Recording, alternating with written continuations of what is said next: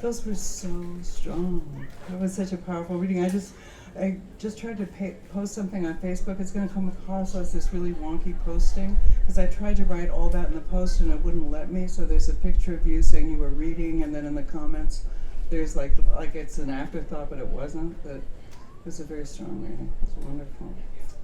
Yeah. So Jonathan, do you want to go ahead and go next, or do you want to take a break?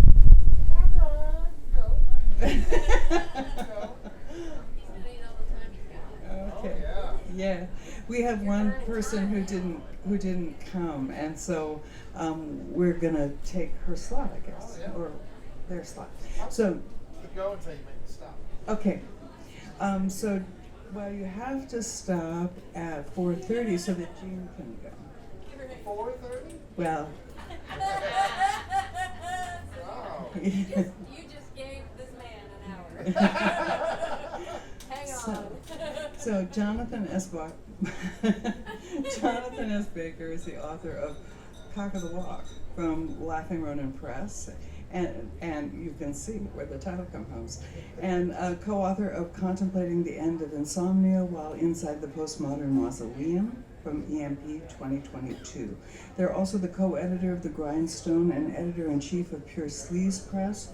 They were recently named Poet Laureate of Your Brother's Bookstore in Evansville, Indiana, and co-MC of Poetry Speaks, a long-running spoken word series in Evansville, Indiana. I'm really grateful to Jonathan, as are all of us, as Jonathan and Tim, and who else is doing this? And Snow Matthew are taking over Bill Sovereign's Poetry Speaks series and keeping it running, and we're just very grateful to you.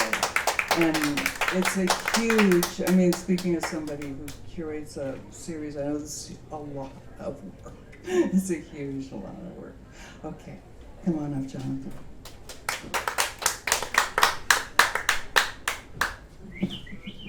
Hello, thank you. I'll start a timer. Let myself know. I'm going to start off with a poem I wrote and credited to somebody else to open the anthology that my press, Pure Sleaze Press, released. The anthology is called Tickets to Midnight, and this is the opening. The Smut Peddler. There, behind the counter at the truck stop in the middle of the night, are books wrapped in black, filled with scenes of men loving women and women loving women and men loving men. And on the television, mounted in the air above the counter, cable news shows bombs drop on repeat year after year, and the Baptist church calls the truck stop owner a smut peddler. 20 years later, I'm chatting with a poet after a read, trying to sell myself, explain myself. And I want to tell this poet what I'm about, and from the counter, my love interjects, he's a smut peddler.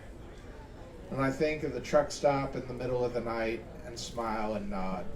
That's about right.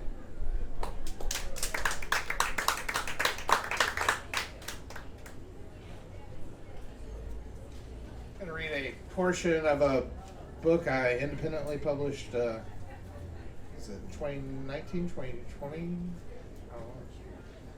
This is from Roadside Attractions. Please don't let this end. Let's stay here just halfway over the edge, halfway between the ground and the window ledge. Let's live in the moment between icy roads and telephone poles. Nerves firing, white-knuckle grip, rushing wind, legs weak, lips tremble, begging, pleading for time to slow. And then you stop time and my mind explodes. Torrents of whispered prayers to you, Pentecost gratitude, and when you start time, my body erupts, jerky, spasmic moves, physics and gravity take over, life and inevitability speed forward. We land entwined like sighing, subdued ragdolls.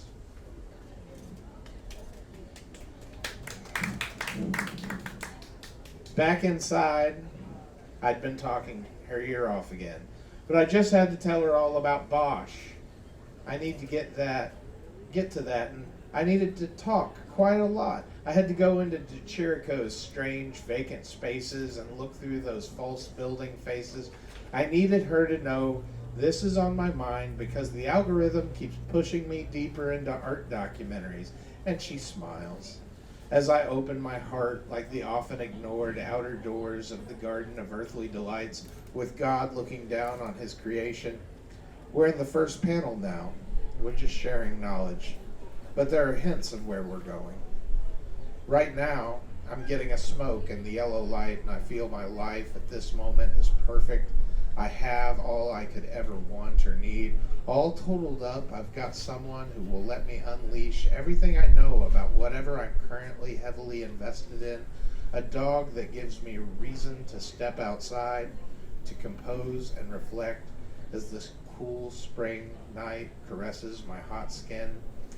I'm doing the mathematics of lifetime achievement and measured up against satisfaction. I'm judging myself as success, even if I live a simple slip and fall from destitution and a dystopian hellscape. But other than that, I still feel pretty great. Any moment from here would be a good end. I twist out the cherry and toss the button to the waste bin, and the dog knows that's time to go in. Arizona needs to know how perfect I feel in this moment.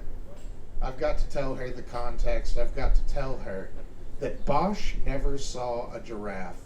I've got to tell her how all of the bodies writhing, only two had given in completely to carnal pleasures here in the second panel. And her feet are in my lap, and they're so warm and soft, and I want her to know that she is a part of this perfect moment. And after I've praised and worshipped, and I'm back outside with the dog and a cigarette, there's a bird at my back door that looks down at me from on high, and I should be terrified because nothing lasts forever, and the third panel is coming. But I'm not even scared. I'm ready for whatever is found there because I've made it here.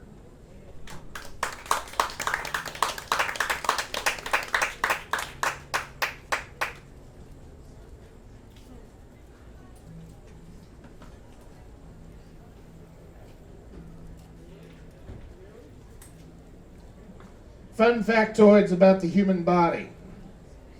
Did you know that your nose can remember thousands of scents locked away inside of you as the memory of the smells of your first meal away from home? The smell of the first girl who kissed your cheek, but also the reek of mom's vomit during chemo. Did you know that a baby starts life with about 60 more bones than an adult? You lose much along the way. Time, memories, friends, and family. They're not really gone, though. The bones fused as stronger pieces, just as the rest of your life has fused into you. How about this? There are over 100 miles of veins carrying blood through your body, and most people will travel less through their life than their own blood cells. But the iron in our bloods and the calcium in our bones comes from ancient explosions of giant stars, and we stand locked on Earth, stranded in these human bodies.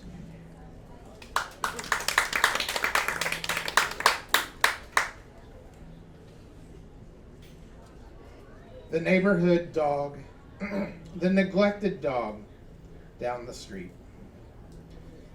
Even the street light out on the corner seemed to be dim in front of the house where the old dog lives. The rusted fence gate haphazardly hangs from a busted hinge behind the house where the old dog lives. There's an old woman in a dingy sundress with a heart-aching story inside of the house where the old dog lives. There's a thick air of long-held regrets and long-gone chants around the house where the old dog lives.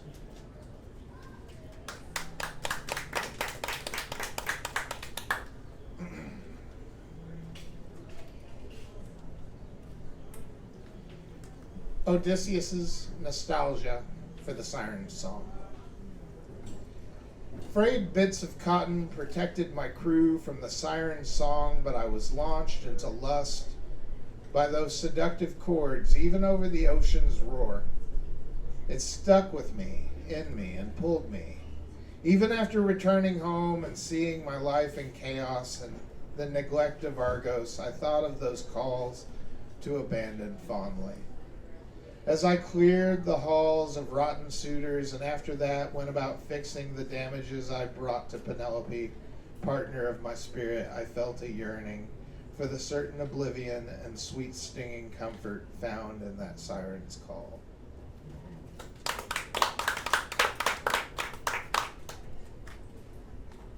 By the way, what I'm reading from right now, it's just a second book I put out. I'd independently published. It's called Headwork. It comes from a year's worth of setting a timer and just writing for 30 minutes every day. So this is a similar collection. It's always been like this. Date night. So I'm saying how the media says millennials are killing this and millennials are killing that, and I say to her how it ain't all that. It's just that sex and drugs have become the only affordable forms of entertainment. And she looks at me like I'm crazy, and then she names off 10 free things to do on date night, and she's right, and I don't want her to be, but she is. So I concede. I thought maybe I had a point, and maybe I did, but I lost it, and I'm not sure it's worth finding.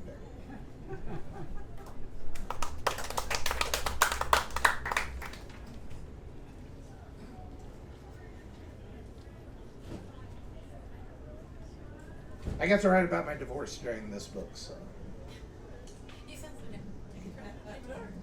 Well, I've talked to other people who had divorces, and apparently mine went like easier than any divorce that's ever happened. Like we both were just like, "Hey, do you not want to be married anymore?" And we were both like, "Oh yeah, that sounds cool." So let's not. So I wrote what my wedding vows would have been. It's what I wish I had known and said 10 years ago. With love to Stone Pony, Juice Newton, Supertramp, and you, or the Time Traveler's wedding vows. There'll be no strings to bind my hands, not if our love can't bind our hearts, and there's no need to take a stand. From the beginning, we were falling apart. I see no need to hold so tight. We're old enough to end it right. And I ain't saying you ain't pretty. All I'm saying is I'm not petty towards any person, place, or thing. I'm fine setting us free, so goodbye. I'm asking you to be leaving. I see no sense in crying and grieving. We'll both live longer if we don't live together. Maybe the sun's light will be dim, and it won't matter anyhow. And if the neighbors say we sinned, this is what we wanted now. Just call me angel of the morn. Touch my cheek once more. Call me angel of the morning. Then slowly turn away. I won't beg you to stay. I'll go on shining like brand new. I'll never look behind me. Our troubles will be few. Goodbye, it's been nice. Hope you find your paradise. Tried to see your point of view. Hope your dreams will all come true.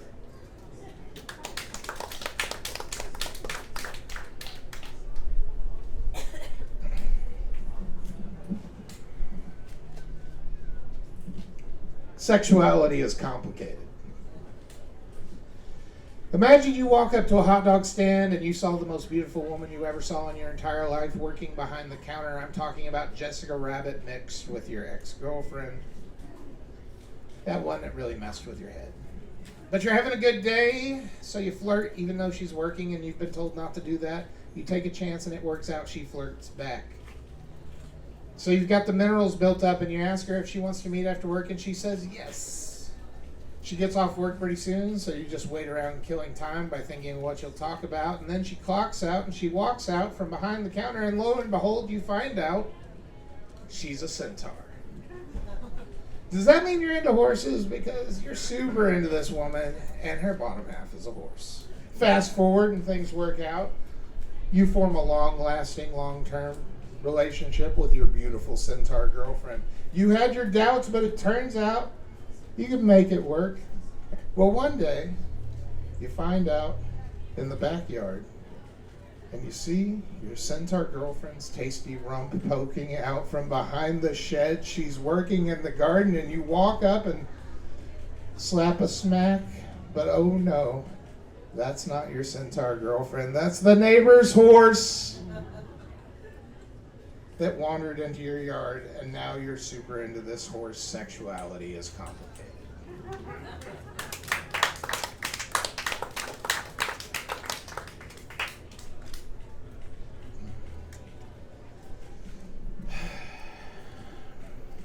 Don't you go rewriting history. You were doing depraved acts back in that diner between St. Louis and Kansas City way before you met me.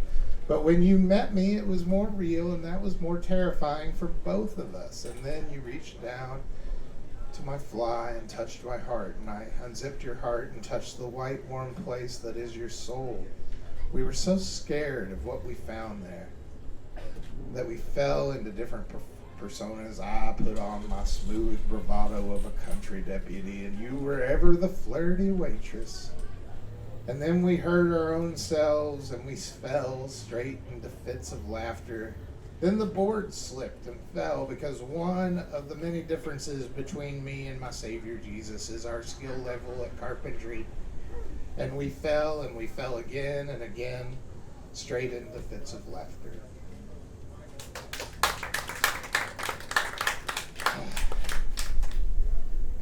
This book released, this is Contemplating the End of Insomnia While Inside a Postmodern Mausoleum.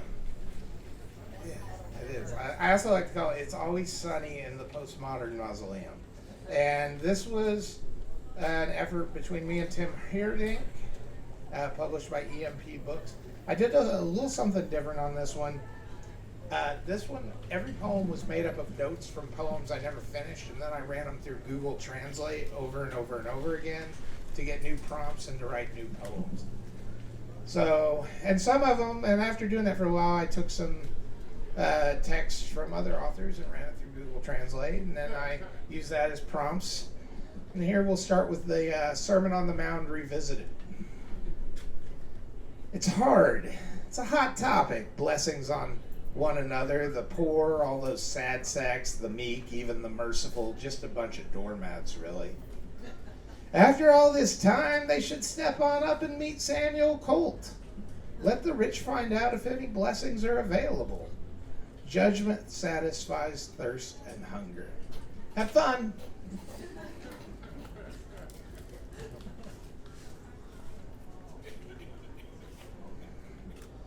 I could not stop. I could not stop thinking about the sun, about the morning not yet begun. I could not give up the idea of the east, where soon the new day will be. I tried to stop the night. I tried to smile at her, living moments to remember. Time keeps a busy schedule. I could not stop thinking about the sun. As we embraced and kissed, my mind drifted into tomorrow, and I apologized. The sun will rise as a scream.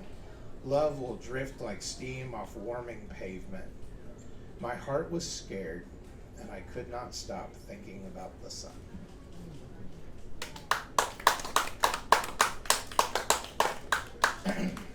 Daredevils. I'm looking for new ways to fall in love with you.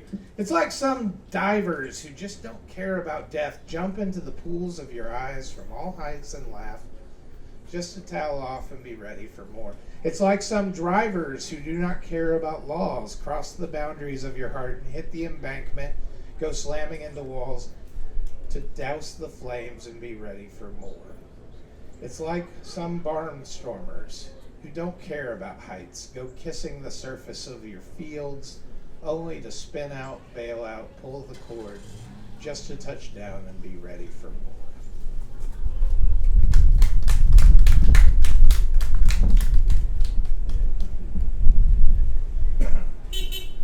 New growth. I love those poets who open like Jericho Roses when they reach the stage, starting out limp and puckered, dry, brittle, desiccated, emaciated, and then at the mic unfurl, become live and full of vitality, flourishing, flexing, and blooming.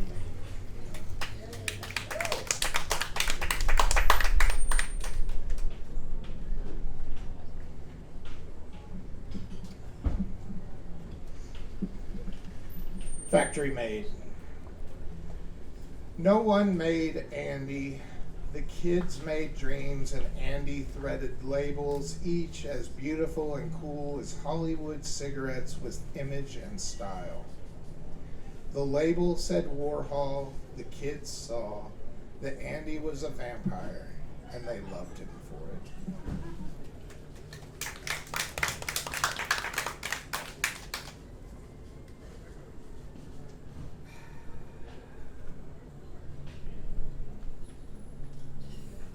So this is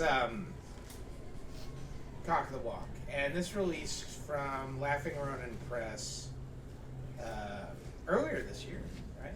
And it's sold out. I can't get any more of it, and I didn't expect it to be accepted as well because it is a collection of poems disguised as like the jokes a 12-year-old would make. So I'll just. Which is what makes it such a great book.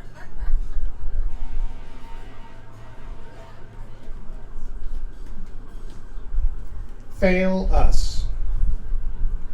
It happens to every guy, but now she is crying because right now it's happening to me with her, it's happening to both of us, and she throws it right in my face that it's happening now with her, but not with another. And I say it's not you, it's the stress, but in my head I think about how it is you that is stressing me out. Maybe please stop with the guilt and just be my lover, but now this just became a high-pressure rescue operation, now or never, do or die situation. If you can't do this, then it falls apart, the future, the life, the promises. But my confessions come off as complete excuses. So even if I could solve this and save this, I start to think, would it be worth this?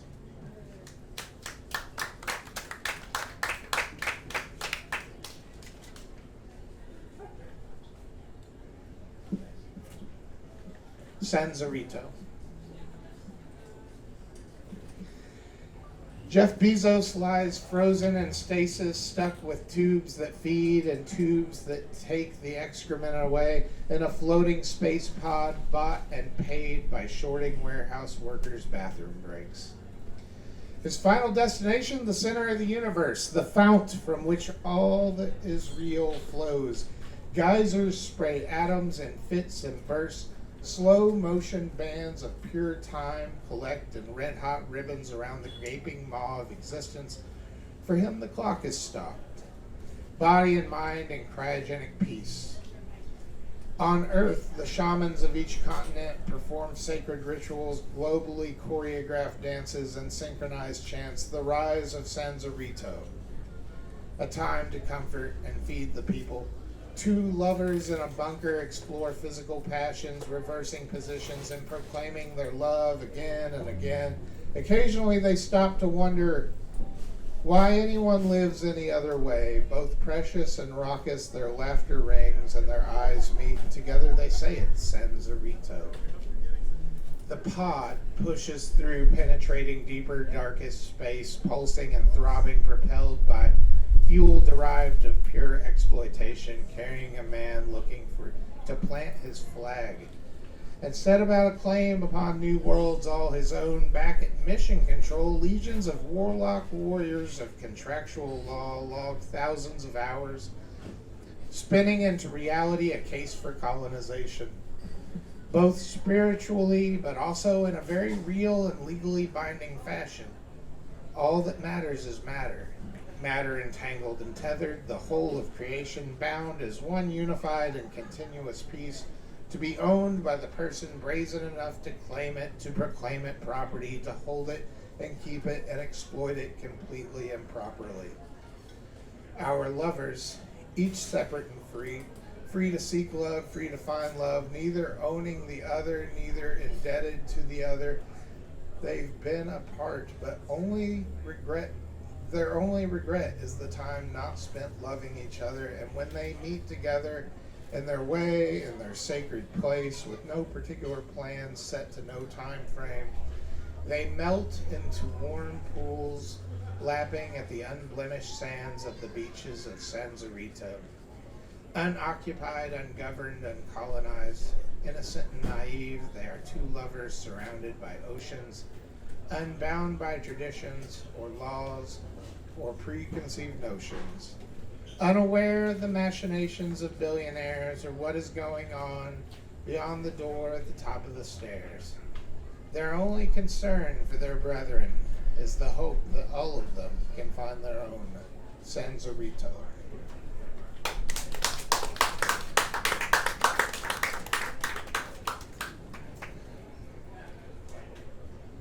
And I didn't really expect to read this really again. I wrote this poem for the Poetry Speaks series that we now host in Evansville. I wrote it for Bill. And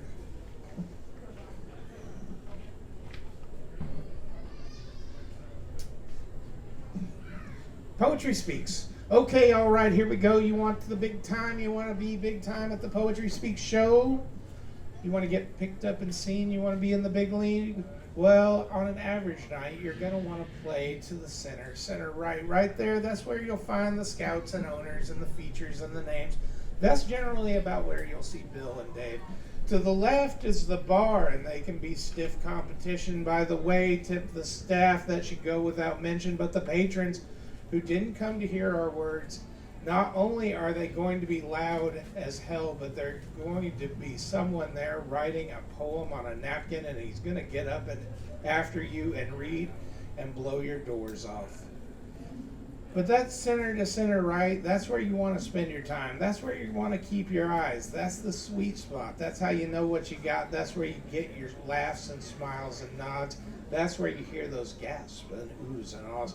Next advice, keep it tight, anywhere between 20 and 10,000 lines, because when you're up here, there's no sense of the passage of time. Just remember the words. I think I'll do one more. And if you don't mind, I've got another. But also keep coming back, become a fixture, a regular part of the scene, and whatever you want. You know, you got new stuff, read new stuff. If you don't got new stuff, pull a Nick at Night and be reruns. Classics like MASH and Dick Van Dyke. Whatever you do, just read, and the next day you're going to see your name in a post where Bill lists you right along with Tony and Tim and Ron and Joan and Joe and Tina and Ethan and all the others. And if Walt Whitman walked in, your name would be right next to his. And you're going to feel like a big deal because you got on stage and the people appreciated it. Yeah.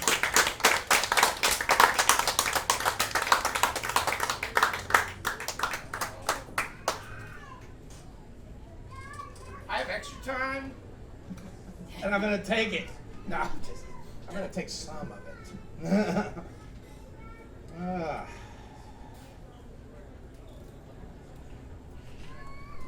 So I tried to write a poem the other day, like Snow. Like Snow writes very differently than I do, and we hang out a lot, and we talk about how our poems sound completely different, so I tried to write one like Snow. Ephemeral, intangible, spiritual, like a night with a whiskey glass, and it wouldn't work, and we tried, and I was hurt, and his license plates were expired. She and I, we held each other through the puffs of smoke. We were enthusiastic failures. We were ecclesiastic quitters, and the broken glass, not the whiskey glass, but the windshield, cut my feet on the pavement as I showed how I could walk tall and proud for the officer, and he told me to turn around and return, but I wanted to keep walking forever until I returned to her, first to the ground that drank her blood, and then to the sky that ate her spirit.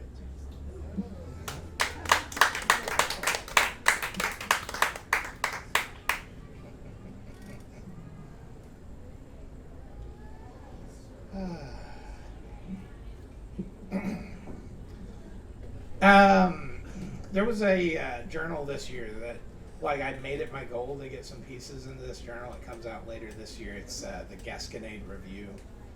And I was all worried. I picked out 5 poems to submit, and I sent them to my friend Joe Fulkerson, who's never been in it either. And I'm like, what do you think? You think they'll take these? And he's like, how would I know? I've never been in it. They've never taken mine. But they took 3 of my 5, and here they are. Hyacinth. All these years later, I can finally say it. Wasn't your scent that drove me to a place of bliss, but the fragrance of hyacinths, carried on the wind that rainy afternoon in Boonville. Hyacinths like those that grew by the front porch of my home, and I picked for my mother, and it makes me smile to think about now. You aren't the monster I remember. I was foolish for fearing you, but also unwise for ever loving you.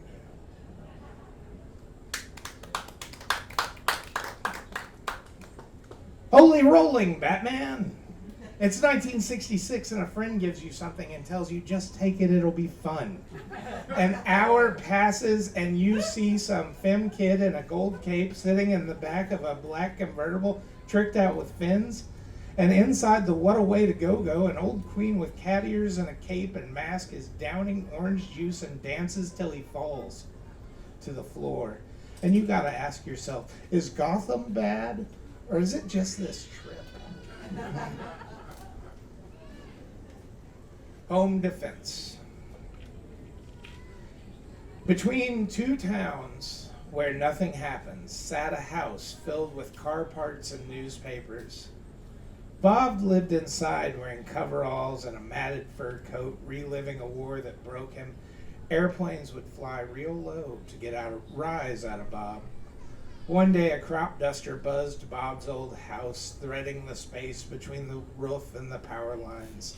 Bob grabbed his rifle and pow! He got the plane and nicked the pilot's thigh. Good old Bob got that fly boy. Oh, can't do that. Tony sent me a list of it's not really prompts, but it's like poetry techniques that he was like, I go back to this list and like use it to inspire me to write stuff. And here's one.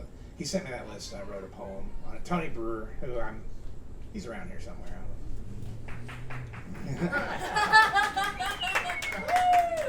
Status check.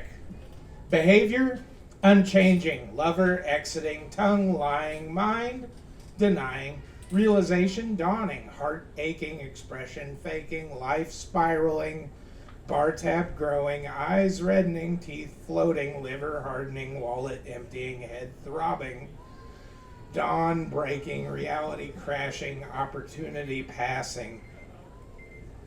Path unveering. Situation normal. Reset cycle.